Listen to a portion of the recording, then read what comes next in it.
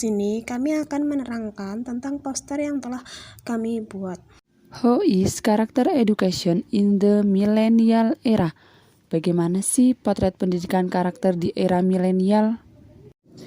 Jika dunia pendidikan tidak segera bertindak untuk melakukan perubahan pada sistem kurikulum kita, maka akan semakin bertambah banyak lagi korban akibat sistem pendidikan kita yang salah. Upaya mengatasi kondisi tersebut diperlukan pemahaman dan langkah untuk membangun kembali karakter bangsa ini yang sesungguhnya sangat kaya dengan nilai-nilai luhur bangsa. Baik, kita akan membahas materi mengenai realita permasalahan dewasa ini dan tanda kehancuran manusia, di mana dua materi ini saling berhubungan satu sama lain. Nah, remaja saat ini dihadapkan pada realita kehidupan yang kurang kondusif bagi perkembangan kehidupannya. Telah terjadinya pergeseran pada gaya hidup, sudut pandang orang dalam kaitannya dengan tujuan sekolah. Visi tentang kehidupan yang lebih banyak didominasi tentang kemapanan hidup.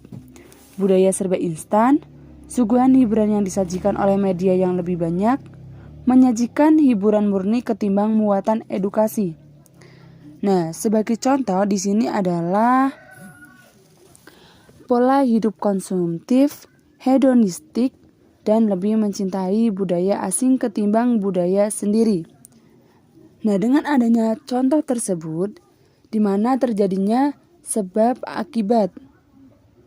Sehingga sebab akibat tersebut mengakibatkan tandanya kehancuran manusia, yaitu dengan adanya krisis moral.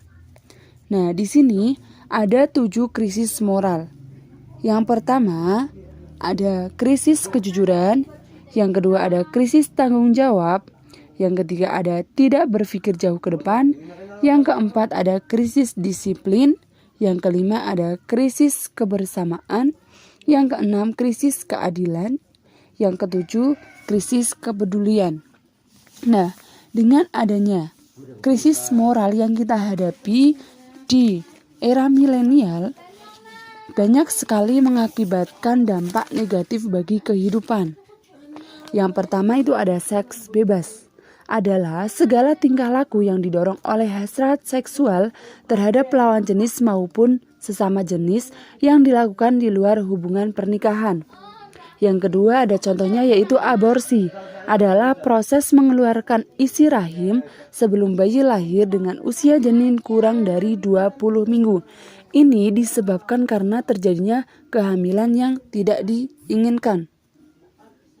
Kemudian contoh lain yaitu ada narkotika. Adalah obat yang menenangkan syaraf, menghilangkan rasa sakit, menimbulkan rasa ngantuk atau merangsang yang terjadi karena rasa ingin tahu yang tinggi dan gangguan mental. Kemudian ada perkelahian antar pelajar.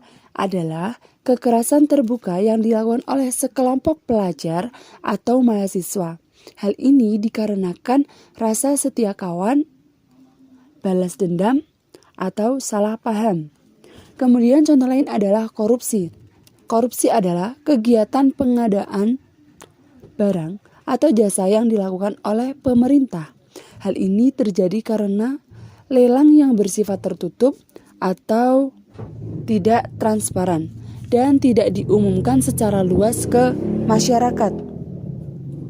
Kemudian contoh lain adalah geng remaja, yaitu suatu asosiasi remaja sebaya yang dibentuk sendiri dengan sejumlah 2 atau lebih 3. Baik, kita akan masuk ke subbab potret pendidikan di Indonesia. Hasil evaluasi Bank Dunia tahun 1995 pada 150 negara tentang faktor penentu keunggulan suatu negara menyatakan bahwa 45% keunggulan ditentukan oleh faktor inovasi dan kreativitas. Sisanya 25% oleh faktor jaringan atau networking, 20% faktor teknologi, dan 10% sumber daya alam. Menurut data, layanan pendidikan di Indonesia masih tergolong rendah.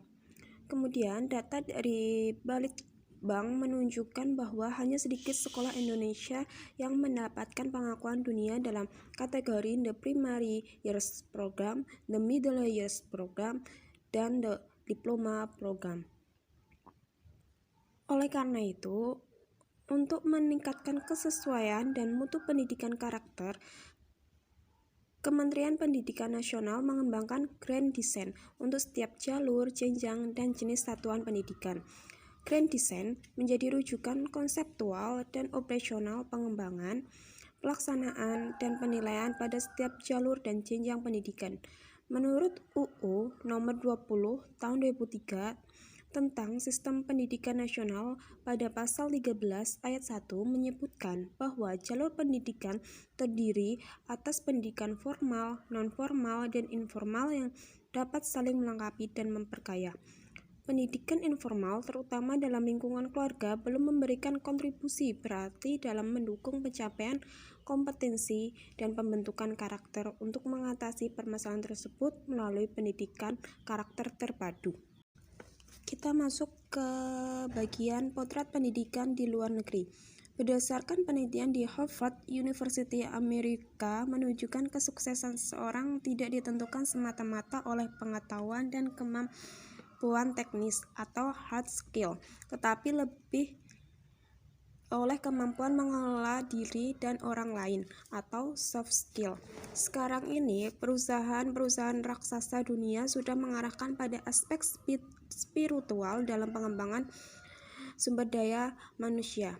Nilai spiritual akan segera ditempatkan di atas materialisme sebagai nilai, makna, dan tujuan hidup tertinggi. Ginanjar A.T. 2011. Selanjutnya adalah pendidikan di era globalisasi. Singkatnya, globalisasi dapat dipandang sebagai sesuatu yang mendunia atau suatu proses yang membawa seluruh bangsa dan negara di dunia ini menjadi semakin terikat satu sama lain. Tentu, tugas pendidikan adalah membawa generasi ini mampu merangkul lebih dekat agar manusia tidak tercabut dari kemampuannya dalam menghadapi kontradiksi alam yang selalu mengalami perubahan. Globalisasi kehidupan harus diikuti dengan globalnya pemikiran, luasnya jangkauan wawasan dan pengetahuan, serta penguasaan teknologi yang telah berkembang sedemikian pesatnya. Pendidikan harus mampu menjawab berbagai persoalan dengan pendekatan metode belajar yang mendekatkan peserta didik pada dunia secara utuh. Nah, sehingga dapat dipahami suatu masalah dalam konteks yang luas dan global atau menyeluruh. Berbicara tentang era milenial dengan globalisasi, bahwasanya generasi sekarang ini dihadapkan pada dua tantangan, yakni tantangan untuk memulihkan kehidupan bangsa dari kekacauan yang sudah ada sekarang ini, dan tantangan menghadapi akibat globalisasi baik sekarang maupun di masa yang akan datang. Dari sini, guru dituntut untuk mengkreasi lingkungan belajar secara positif dan memberdayakan peserta didik untuk mewujudkan pengelolaan kelas yang efektif dan inovatif. Lalu, ada nggak sih pengaruh globalisasi pada pendidikan? Ada dong. Pendidikan merupakan salah satu kewajiban yang selalu didapatkan oleh seseorang selama hidupnya, yang diharapkan dapat berkembang dan menjadi salah satu bidang yang semakin baik. Dengan adanya globalisasi, pendidikan dapat menjadi lebih baik maupun buruk, tergantung dengan pemahaman yang dimiliki oleh seseorang pendidik maupun peserta didik. Berikut beberapa poin penting mengenai globalisasi yang mengaruhi pendidikan. Dampak positif. Sistem belajar yang fleksibel. Bahwasanya pendidikan dilakukan tatap muka. Nah, ini pasti cukup membosankan, bukan? Nah, dengan adanya dampak dari globalisasi, kita bisa menggunakan pembelajaran dengan online. Yang pernah kita lakukan atau mungkin masih ya dilakukan oleh beberapa kalangan dengan menggunakan Zoom atau Google Meet. Yang kedua, akses pendidikan yang mudah. Bisa dilihat dari berbagai sisi. Nah, yang pertama dalam proses pembelajarannya sebagaimana sudah dijelaskan pada poin pertama tadi. Yang kedua ada dalam mengakses materi. Nah, dalam mengakses materi ini peserta didik bisa mencari materi melalui Google. Kemudian guru-guru bisa menyimpan modul dalam Google Classroom dan sebagainya. Yang ketiga, meningkatnya kualitas pendidikan. Nah, selain peningkatan kualitas pendidikan, dampak dari globalisasi itu dapat meningkatkan kualitas pendidik. Jadi, pendidik dan pendidikan. Nah, selain peserta didik yang menambah ilmu pengetahuan dengan adanya dampak globalisasi ini, pendidik pun bisa. Nah, karena biasanya seorang pendidik itu kan memiliki waktu yang terlalu banyak ya, yang enggak terlalu banyak. Nah, contohlah seorang guru atau dosen. Nah, mereka akan menggunakan waktunya habis seharian berada di sekolah atau tempat pembelajaran. Tentu itu membuat guru ataupun dosen tersebut itu menjadi lelah. Nah, jika ada pembelajaran secara online dan bisa mengakses materi-materi Google melalui Google, nah guru akan bisa menambah ilmu pengetahuan dengan lebih cepat lagi. Nah, kemudian dalam meningkatkan kualitas pendidikan, nah di sini pendidikan itu apa? Nah, berarti kita bisa lihat dari sisi materinya, bisa juga dari kurikulumnya. Nah, dengan adanya dampak globalisasi, kita sebagai negara yang notabene-nya memiliki banyak penduduk ya, pasti harus secara terus-menerus menyesuaikan pembelajaran seperti apa yang kira-kira cocok akan diterapkan di ratusan ribuan bahkan jutaan sekolah yang ada di Indonesia. Nah, dengan adanya globalisasi ini kita akan bisa melihat nih, nah kalau di negara lain itu seperti apa nih pembelajarannya, kemudian gimana sih cara anak-anaknya belajar. Nah, kita bisa tahu, oh ini yang bisa ditiru nih, oh ini yang nggak bisa dilakuin. Nah, yang akhirnya akan menimbulkan kualitas yang lebih baik lagi. Kemudian pertukaran pelajar yang mendorong siswa untuk menjadi inovatif. Dalam hal ini peserta didik maupun siswa dapat menemukan informasi yang lebih baik dan cepat lagi. Bisa informasi melalui Instagram, kemudian Facebook, atau bahkan mungkin bisa ya dari guru atau dosennya. Nah, tentu kalau informasinya itu dari guru atau dosen kan biasanya lewat broadcast. Misal katakanlah kita ini biasanya kan pakai aplikasinya WhatsApp ya. Nah, lewat WhatsApp di-share oleh guru A ke guru B, terus ke guru C, lalu diinfokan ke seluruh siswa. Nah, itu tentunya kan sangat canggih bukan? Nah, seperti itu salah satu dampak positif dari adanya globalisasi. Selain dampak positifnya, ada pula dampak negatifnya. Menurunnya kualitas moral siswa. Nah, tidak bisa dipungkiri bahwa dengan semakin membaiknya teknologi dari perkembangan zaman ini bisa menyebabkan kualitas moral siswa itu menjadi menurun. Nah, dulu siswa datang ke sekolah untuk fokus belajar gitu. Guru mencatat materi di papan tulis, siswa duduk mendengarkan kemudian mencatat. Sekarang mungkin bisa jadi tidak ya. Sekarang ada siswa yang ke sekolah itu tujuannya untuk main atau bisa jadi janjian sama temennya. Habis ini mau main, habis ini atau mau foto-foto. Nah, jadi memang di sini fokus siswa itu nggak hanya untuk belajar, karena lebih banyak yang mereka pikirkan gitu. Yang kedua ada meningkatnya kesenjangan sosial. Oke, simpelnya gini ya teman-teman. Anak ke sekolah atau enggak ke sekolah deh, pokoknya anak membawa HP dengan harga kisaran 5 juta dengan anak yang punya HP kisaran 2 juta. Tentu di sini mungkin ada yang terjadi kesenjangan atau gap. Kayak Allah, kita HP-nya HP mahal nih, kamu yang kayak rendahan gitulah bisa dibilangnya. Nah, jadi di situ pasti ada perbedaan gitu loh, ada yang membedakan gitu teman-teman dengan circle orang-orang yang bisa dibilang kaya dengan circle orang-orang yang bisa dibilang menengah seperti itu. Lalu ada tergerusnya kebudayaan lokal. Nah, dulu ini di sekolah masih diajarkan tentang budaya lokal, tentang alat musik, lagu, kemudian tari tradisional.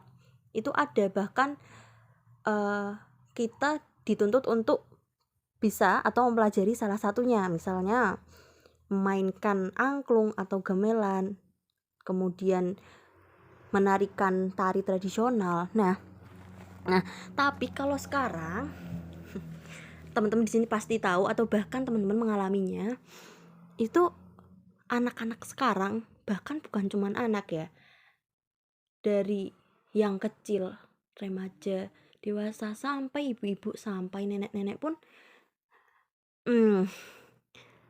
taunya itu lagu barat, ya lagunya Justin Bieber, lagunya Coldplay. Nah, kemudian tarian dari K-pop. Nah, ini teman-teman mungkin ada ya salah satunya, bahkan banyak ya. Nah, yang akhirnya kebudayaan lokal itu semakin dilupakan dan tergerus oleh kebudayaan dari asing. Bahkan di sini ya, kalau bicara tentang kebudayaan lokal, bukan cuman alat musik, lagu ataupun tari tradisional. Bahkan di sini cara berpakaian. Nah, ini nih yang patut digarisbawahi. Cara berpakaian orang zaman dahulu dan orang zaman sekarang itu sangatlah berbeda. Dulu masih sopan lah. Nah, sekarang ya teman-teman bisa simpulkan sendiri ya.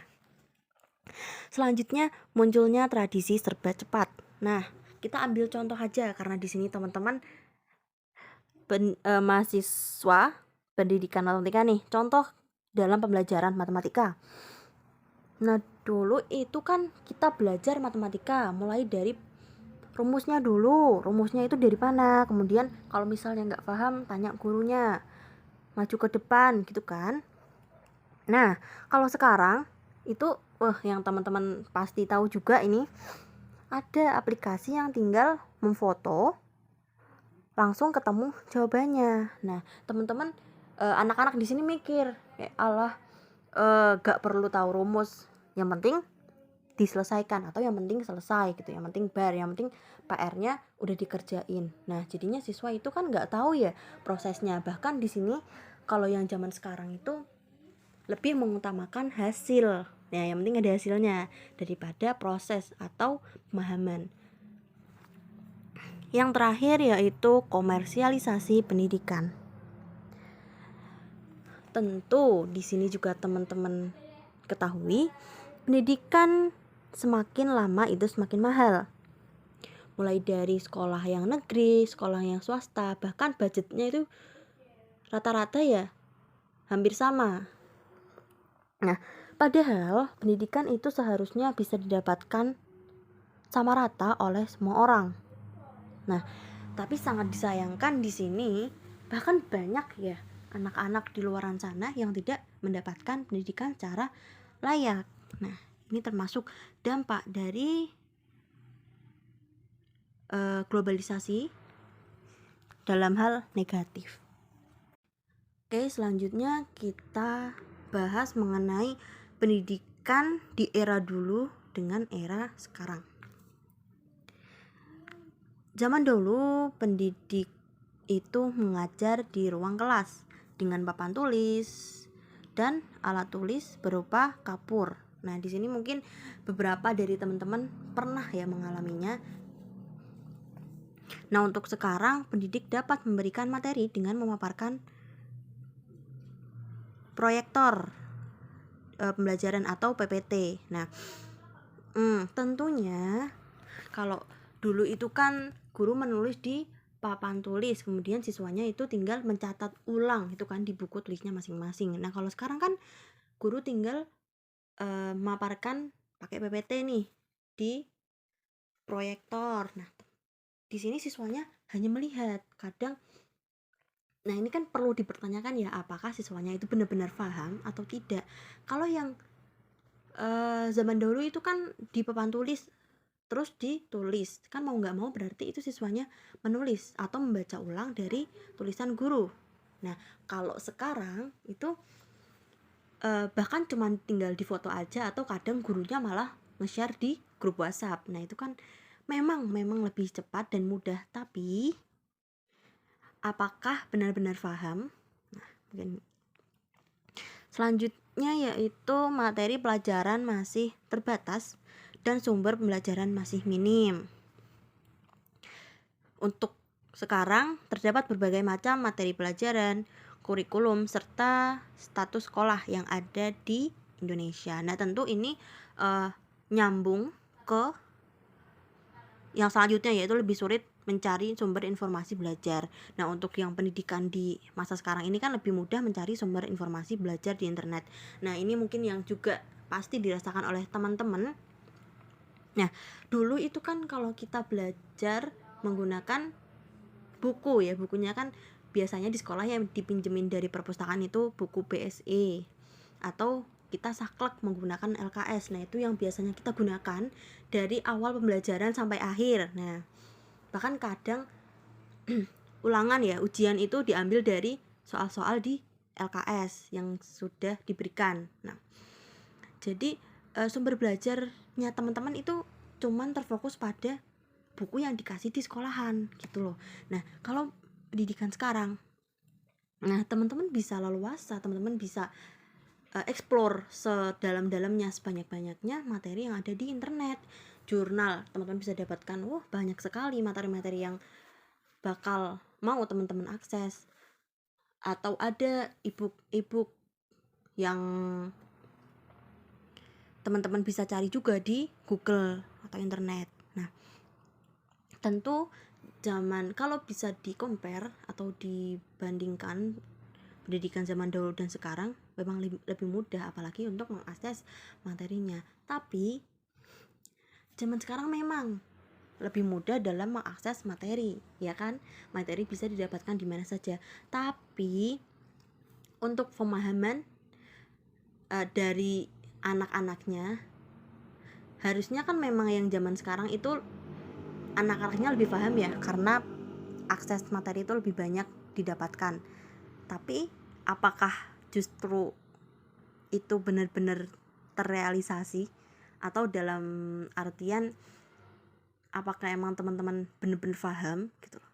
Kalau zaman dahulu kan kita dituntut untuk mempelajari, misal LKS itu kita harus paham.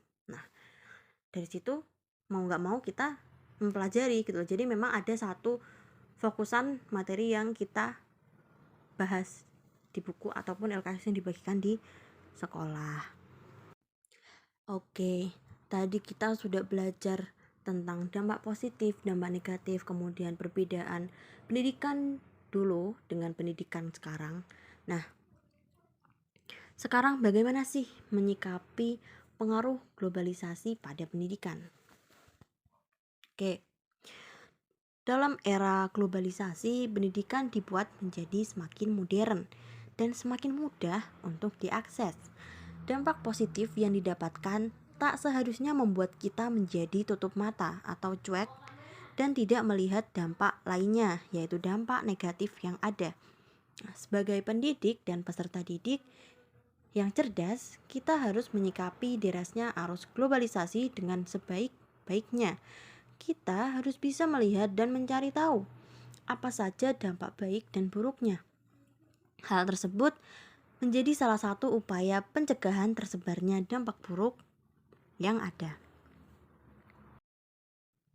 Sebelumnya kita sudah mempelajari tentang pendidikan di era globalisasi dan cara menyikapinya serta pengaruh-pengaruhnya. Nah, di sini itu kan bagaimana individu atau kita sendiri itu dapat menyikapi globalisasi dengan baik. Apalagi kita sebagai akademisi. Nah, tentu di sini dibutuhkan peran dari keluarga dan masyarakat selain dari diri kita sendiri. Dalam strategi pelaksanaan pendidikan dibuat melalui dari pemerintah pusat sampai ke tataran keluarga atau dari atas sampai ke bawah. Sekolah, keluarga, masyarakat, dan pemerintah bersatu padu untuk mewujudkan pendidikan, yang artinya bahwa pelaksanaan pendidikan harus mendapatkan dukungan dari semua pihak. Pendidikan karakter di sekolah merupakan bagian dari reformasi pendidikan, atau dalam kata lain, upaya perbaikan pada bidang pendidikan. Reformasi pendidikan ini merujuk pada kurikulum atau program suatu institusi pendidikan. Reformasi pendidikan karakter bisa diibaratkan sebagai pohon yang memiliki 4 bagian penting, yaitu akar, batang, cabang, dan daun, sebagaimana teman-teman bisa lihat pada mind map yang ditampilkan. Akar reformasi adalah landasan filosofis atau pijakan yang mana pelaksanaan pendidikan karakter harus jelas dan dipahami oleh masyarakat. Pengintegrasian atau penyatuan atau penggabungan pendidikan karakter dalam pembelajaran di sekolah, baik penyelenggara dan pelaku pendidikan. Nah, ini harus saling berkolaborasi atau terkoordinasi dengan baik. Kemudian batang reformasi berupa mandat dari pemerintah atau selaku penanggung jawab penyelenggara pendidikan nasional. Nah, dalam hal ini, standar dan tujuan dilaksanakannya pendidikan karakter haruslah jelas, transparan, dan akuntabel, atau dapat dipertanggungjawabkan. Cabang reformasi adalah berupa manajemen, pengelolaan pendidikan karakter, pemberdayaan guru, dan pengelola pendidikan haruslah ditingkatkan. Sedangkan daun reformasi adalah adanya keterlibatan orang tua peserta didik dan masyarakat dalam pelaksanaan pendidikan karakter yang didukung pula dengan budaya dan kebiasaan hidup masyarakatnya yang kondusif, sekaligus menjadi teladan bagi peserta didik dalam bersikap dan berperilaku dalam kehidupan sehari-hari. Nah, di sini keluarga itu sebagai basis pendidikan karakter atau dasar dari pendidikan karakter pada anak itu dibentuk. Maka nggak salah juga kalau krisis karakter yang terjadi di Indonesia sekarang ini bisa dilihat sebagai salah satu cerminan gagalnya pendidikan di keluarga. Kita dapat melihat persoalan runtuhnya nilai karakter yang terjadi dalam keluarga. Sebagaimana sudah kita bahas pada sebelumnya juga, ada beberapa kasus korupsi yang justru diikutkan oleh istrinya atau didukung oleh istrinya sendiri. Nah, melalui sikapnya yang merahasiakan harta bendanya agar tidak disita. Nah, mungkin dia nggak mau juga suaminya nanti kena, atau mungkin karena anak dan istrinya itu kan bisa ya menikmati hasil korupsinya itu. Makanya istrinya pun menutup-nutupi jika memang ternyata dia tuh tahu kalau suaminya itu koruptor. Nah, pola kehidupan keluarga yang konsumtif pun juga bisa dibilang krisis karakter. Contoh lain, agar nilai UN anaknya itu bagus atau nilai SBMPTN anaknya itu tinggi, biar anaknya diterima di perguruan tinggi yang bagus. Nah, orang tua bisa memberi soal. Nah, contoh-contoh keadaan yang sudah tadi saya sebutkan itu bisa menggambarkan bahwa sebagian diantaranya atau sebagian pelakunya adalah orang tua yang berpendidikan. Itulah sebabnya, maka pendidikan karakter dalam keluarga menjadi hal yang sangat penting dan utama. Seorang anak akan mendapat contoh pertama adalah dari keluarganya itu sendiri.